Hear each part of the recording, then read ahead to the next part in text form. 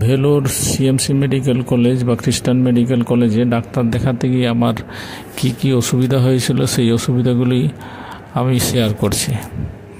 এই ভিডিওটা বানানোর উদ্দেশ্য হচ্ছে যে আমার মতো যারা প্রথমবার ভেলোর সিএমসি মেডিকেল কলেজ বা খ্রিস্টান মেডিকেল কলেজে ডাক্তার দেখাতে যাবেন, তাদের ক্ষেত্রে এটা খানিকটা কাজে লাগবে। তা আমি হাওড়া থেকে প্রথম কাঠপাট্টি যাওয়ার টিকিট, হাওড়া থেকে কাঠপাট্টি যাওয়ার ট্রেনের টিকিট কাটার জন্য প্রথম চেষ্টা করি, কিন্তু রিজার্ভেশন না পাওয়ার কারণে আমি টিকিট কাটি ধানবাদ টু কাঠপাট্টি আল্লাপূজা এক্সপ্রেস, এই ট্রেনে টিকিট কাটি। ট্রেন নাম্বার হচ্ছে 13351, যে ট্রেনটা রোজ যায়। এই ট্রেনে টিকিট কাটার আরেকটা উদ্দেশ্য ছিল যে এটা যেহেতু দুর্গাপূজার ছুটি ছিল, সেই সময় আমি দেশের বাড়িতে ছিলাম, সেখান থেকে এই ট্রেনটা ধরাটা খানিকটা সুবিধাজনক। আর যেহেতু হাওড়া থেকে টিকিট পাচ্ছিলাম না, সেটা একটা কারণ ছিল। তো যথারীতি ওই তারিখে আমি ট্রেনে উঠি এবং ট্রেনে ওঠার পর প্রায় 36 ঘন্টা জার্নি করার পর রাতের দিকে প্রায় 2টোর সময় আমি কাঠপাট্টি স্টেশনে নামি। একজাক্ট টাইম, ট্রেনের টাইম হচ্ছে রাত 1:30, কিন্তু ট্রেন লেট থাকার কারণে আমি ওই রাত 2-2:30টার দিকে নামি। নেমে ট্রেনে যেদিন উঠেছিলাম তার আগের দিন থেকে বৃষ্টি পড়ছিল। তা যেদিন নামি আমি ট্রেনে, সেদিনও কিন্তু রাত্রিবেলা বৃষ্টি পড়ছিল। ফলে কিভাবে হোটেলে পৌঁছাবো সেটাও একটা চিন্তার বিষয় ছিল, কারণ হচ্ছে আমি ছাতা ছিল না আমার কাছে। তো নেমে বাইরের দিকে বেরিয়েছি কাঠপাট্টি স্টেশন থেকে। তারপর অটোওয়ালারা ডাকাডাকি করছে, তো আমি প্রথম তাদের সাথে কথাবার্তা বলি। আমি বললাম যে আমি গান্ধীনগর যাব, কারণ গান্ধীনগরেই আমার হোটেল বুকিং ছিল। তারা 300 টাকা চাইলো, আমিও আর রাতের দিকে কোনো বার্গেনিং করিনি, ওরা যা বলেছে তাতেই রাজি হয়ে গেছি। শেষ পর্যন্ত রাতের দিকে আমি হোটেলে পৌঁছালাম। হোটেলে ভাড়া নিয়েছিল প্রায় 350 টাকার মতো। হোটেলটা আমি পরে আপনাদের দেখাবো। তা এরপর যেহেতু আমার ডাক্তার অ্যাপয়েন্টমেন্ট করা ছিল না, সেই জন্য সকালবেলা 6:30-7টার দিকে আমি সিএমসি মেডিকেল কলেজে গেছি অ্যাপয়েন্টমেন্ট করার জন্য। তা অ্যাপয়েন্টমেন্ট না করে গেলে যে অসুবিধা, সেটা হচ্ছে যে আমি যখন অ্যাপয়েন্টমেন্ট করতে যাই তখন ওখান থেকে বলা হয় যে আপনি 4 দিনের আগে কোনো ডাক্তার পাবেন না। তা আমি বলবো যারা প্রথম ডাক্তার দেখাতে যাবেন তারা অবশ্যই অ্যাপয়েন্টমেন্ট করে যাবেন অনলাইন, কারণ তাতে আপনার সময় এবং অর্থ দুটোই বাঁচবে। কারণ এই যে আমি না বুক করে গেলাম, তাতে 4 দিন আমাকে বসে বসে ওখানে কাটাতে হলো, এতে সময় এবং অর্থ দুটোই ব্যয় হয়। তো যথারীতি 4 দিন পরে যখন ডাক্তার দেখা যেতে যাই, তখন ওতে টাইম দেওয়া ছিল 10:30টার দিকে। আমি আধ ঘন্টা আগে পৌঁছাই সেখানে, এবং পৌঁছানোর পর ডাক্তার দেখাতে আমার সময় প্রায় 3:30টা বেজে গেছিল। কিছু টেস্ট দেওয়া হয়, তার টেস্ট করাতে যাই, সেখানে গিয়ে দেখি বন্ধ হয়ে গেছে। তাহলে গিয়েই জানতে হবে যে টেস্ট যে দেবে সেই প্যাথোল্যাবগুলো কতক্ষণ খোলা থাকে।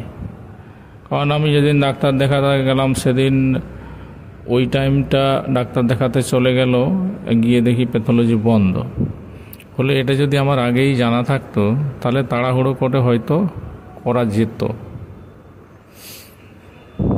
দ্বিতীয় হচ্ছে যে হোটেল বুক করে যাওয়া এবং না বুক করে যাওয়ার সুবিধা হচ্ছে যে ধরুন কারোর ট্রেন যদি সেখানে রাত্রিবেলা ঢোকে, তাহলে সেখানে রাত্রিবেলা হোটেল খোঁজাটা খুব অসুবিধার বিষয়। সেই জন্য বলবো যে যারা যাবেন অন্তত হোটেল বুক করে যান, তাতে এই ঝামেলা থেকে বাঁচবেন। দ্বিতীয় হচ্ছে যে যেদিন ডাক্তার দেখালাম তার যে রিপোর্ট লিখে দিল, এই রিপোর্টগুলো পরে 4 দিন পরে আবার ডাক্তার পাওয়া যাবে, তার মাঝে আর ডাক্তারকে পাওয়া যাবে না, অর্থাৎ সপ্তাহে 2 দিন মাত্র পাওয়া যাবে। এরপর যথারীতি যেদিন রিপোর্ট দেখানোর কথা সেদিন গিয়ে যখন ডাক্তারবাবুর চেম্বারে ঢুকি তখন উনি বলছেন যে রিপোর্ট আসেনি, অথচ ওই দিনই রিপোর্ট পাওয়ার কথা। তাহলে এরপর হচ্ছে যে কারণটা বললেন যে তাহলে রেডিওলজি সেকশনে গিয়ে খোঁজ নিতে হবে। এরপর ওই দিন তো আমার চলে গেল। পরের দিন সকালবেলা এরপর হলো কি 2 দিন পরে ডাক্তার ডেট দিয়েছেন। 2 দিন পর বললেন যে 2 দিন পর আমাকে পাওয়া যাবে। কোথায় পাওয়া যাবে না, ওনার অফিস যেখানে আছে সেখানে, তা যেখানে ওই মেডিকেল কলেজটা আছে যেখানে ছাত্রদের, ওখানে একটা অফিস রয়েছে ওনাদের। তো ওখানে গেলাম রেডিওলজি সেকশনে পরের দিন। তো এরপর হচ্ছে যে যেদিন উনি অফিসে ডেকেছিলেন সেদিন আবার সকালবেলা গেছি, একেবারে 6:30টার সময় গেছি রেডিওলজি সেকশনে, যে আমার রিপোর্টটা অন্তত রেডি হয়েছে কিনা জানার জন্য। তারপরে গিয়ে শুনি যে রিপোর্টটা এখনও হয়নি। তারপর আমি ওখানে বললাম যে আমার আজকে ডাক্তারবাবু বলেছেন যে রিপোর্টটা যেন আজকে দেখানোর কথা। ওখানে বসে থেকে তারপর রিপোর্ট রেডি করিয়েছি। তারপর ওনারা বললেন যে হ্যাঁ অনলাইনে দেখা যাচ্ছে, তারপর ডাক্তাররা ওখানে যায়। তা আমি ভেবেছিলাম যে ডাক্তারবাবু হয়তো আমাকেই শুধু ডেকেছেন, কিন্তু দেখা গেল যে ওখানেও আমার মতো আরও অনেক পেশেন্ট আছেন। তো ফলে আগেই ওই রিপোর্টের ব্যাপারটা যদি সতর্ক হন, যে যেদিন রিপোর্ট দেখানোর কথা তার আগেই যদি রিপোর্ট যেখান থেকে তৈরি হয় সেখানে গিয়ে যে খোঁজ নেন যে রিপোর্টটা হয়েছে কি না, তাহলে এই যে আমার ক্ষেত্রে যেরকম 2-3 দিন সময় নষ্ট হলো সেটা আপনাদের ক্ষেত্রে হয়তো আর হবে না। দ্বিতীয় হচ্ছে ছোট ছোট জিনিস নিয়ে যাওয়া, যেমন ধরুন চামচ, গ্লাস, থালা, পারলে কড়াই, রান্না করার জিনিসপত্র নিয়ে যাবেন, শুধু ওই স্টোভ বাদ দিয়ে। কারণ হচ্ছে ওখানে যাদের ধরুন বাইরের খাবার খেলে সুবিধা হয় না, অসুস্থ হয়ে পড়েন, তাদের ক্ষেত্রে বেশিরভাগ হোটেলে রান্না করার একটা ব্যবস্থা আছে। আমি যে হোটেলে ছিলাম সেখানেও ব্যবস্থা ভালো। তা আমারও বাইরে খেতে অসুবিধা হয়, সেই জন্য আমি ওই 2 দিন খেলাম। 2 দিন খাওয়ার পর রান্নার ওখান থেকে ভাড়াতে পাওয়া যায় সেই বাসনপত্র নিয়ে রান্না করে খেয়েছি। পরে আমি হোটেলটা আপনাদের দেখাবো অন্য ভিডিওতে।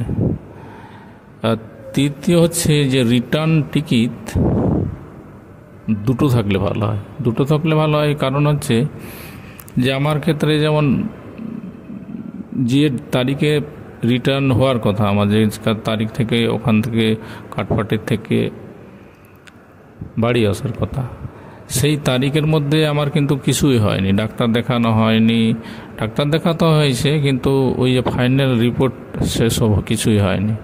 ফলে আমাকে আরও 4 দিন ওয়েট করতে হবে। তো একটা টিকিট ধরুন আরেকটা এক্সট্রা টিকিট যদি কেটে রাখা হয়, রিটার্ন টিকিট 4-5 দিন পরের, তা সেক্ষেত্রে ধরুন আগে হয়ে গেল তো একটা টিকিট ক্যান্সেল করে অন্য টিকিট ধরে চলে আসবেন, অল্প হয়তো টাকা যাবে, কিন্তু এই যে সময় নষ্ট হওয়া এটা আপনার হবে না। হোটেলে বসে বসে শুধু বসে থাকা, কোনো কাজ নেই। আরেকটা হচ্ছে যে মহিলা অ্যাটেন্ডেন্টস এখান থেকে নিয়ে যাওয়া, কারণ ওখানে